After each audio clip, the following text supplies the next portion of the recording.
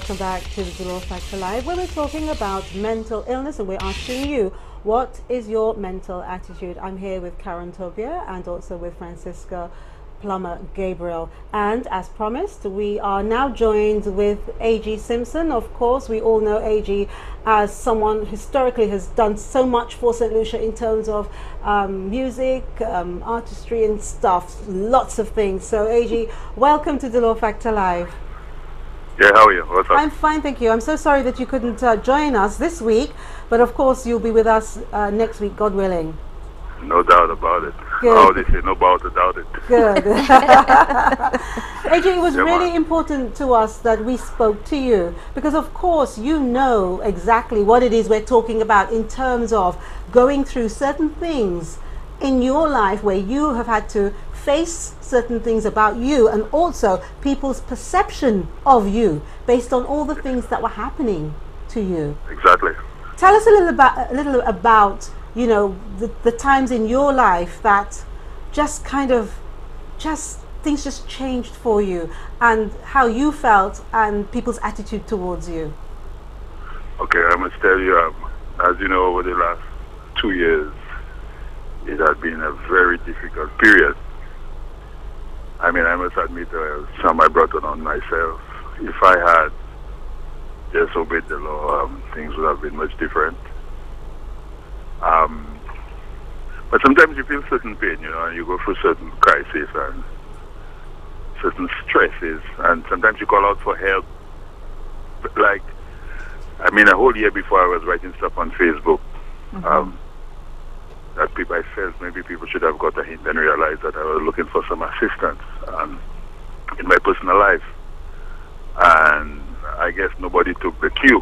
You know, I was going through the stresses of losing managers that had just come on board and losing gigs in the jazz festival because of Thomas, when it was looking rosy and it was looking like I would have made a substantial amount of money. All of that came crashing down and I was very depressed, you know, and that led to other things like me taking it out on people that I should have respected a little more, you know. But did you feel it coming on, or were you already in it and then you thought, my gosh, what am I doing? Yeah, well, I thought that to myself many times, you know, during that time, especially saying to myself, my God, what's up with me, you know? Am I thinking straight, or am I doing the right thing?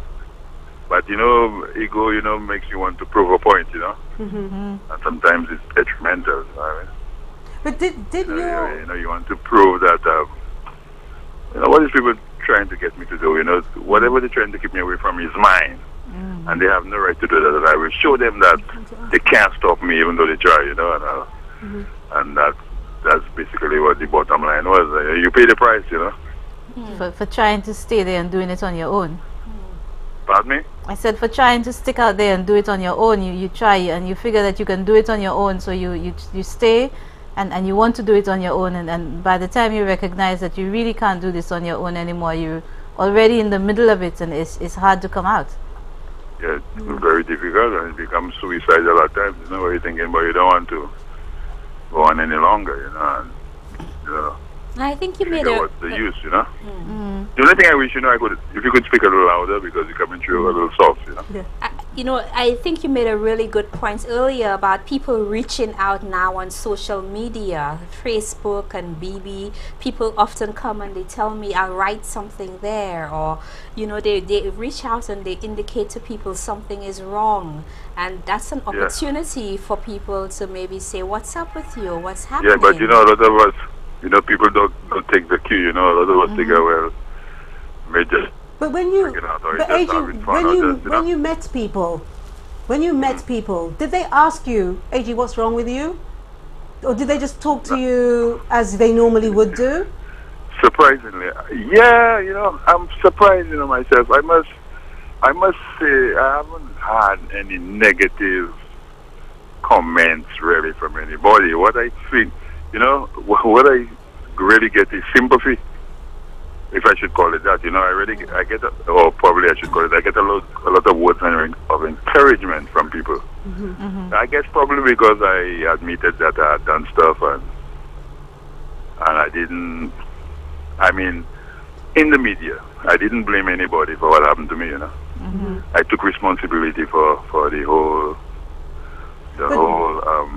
But do you? catastrophe. But that was after. Yeah, but do you think looking at it, looking at it now though, Aagee, do you think that maybe you were in the media too much, and because the media obviously knew everything that was happening to you, it was feeding down to the nation?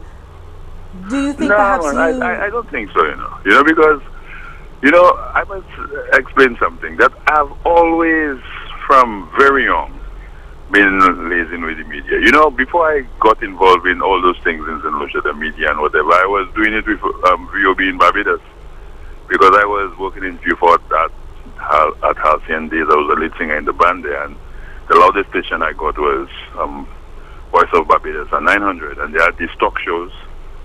And that time, you know, in the band there, you make money like money going out of style.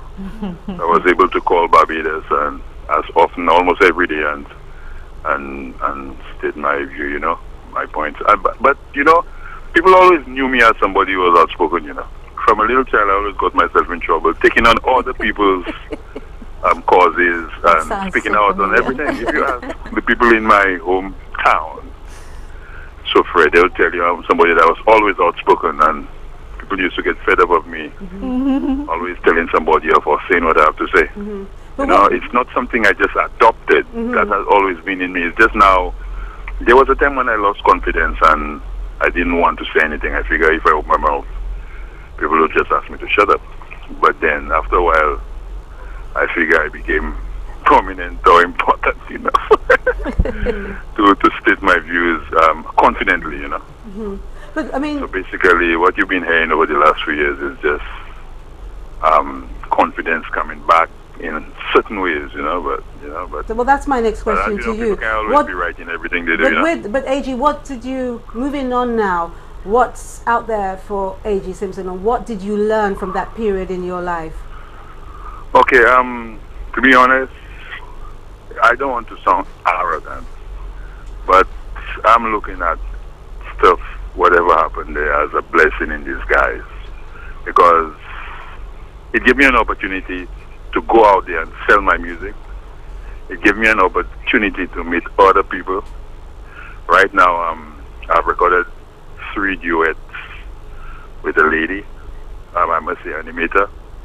I've recorded 3 duets, 2 reggae and a groovy soca kind of stuff, which people are very impressed with. And I'm working with some students from the South who have written I wrote a song for a young guy called Rosemont Jacobs. We call Roger, that I call Roger.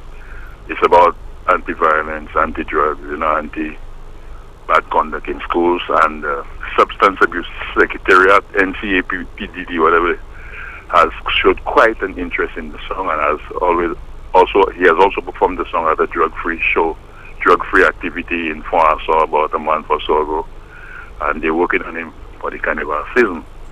And plus, with a partner that looks very promising, you know, and in two different areas of Saint Lucia, Richford and Soufrière. So some doors were closed and some have been busted, you know. Well, Aagee, I'd like to thank you for being with us tonight, and you know, keep on the positivity. Before you cut, yeah, I saw on the email that you were going to ask me if anybody thought I was mad. Yes, well, you brought it up. Did people? I must tell you that I was sent to the wellness center for a checkup. Okay. by the family court, you know, and because they thought that I was, you know, I was behaving in a way unbecoming. Okay. So when I went there, I met a Cuban doctor, a psychiatrist. So we started chatting, and man, you know, we were having some nice conversation. So she told me, "Who sent you there? Why are you coming here?" She told me, "The person that sent you here more mad than you."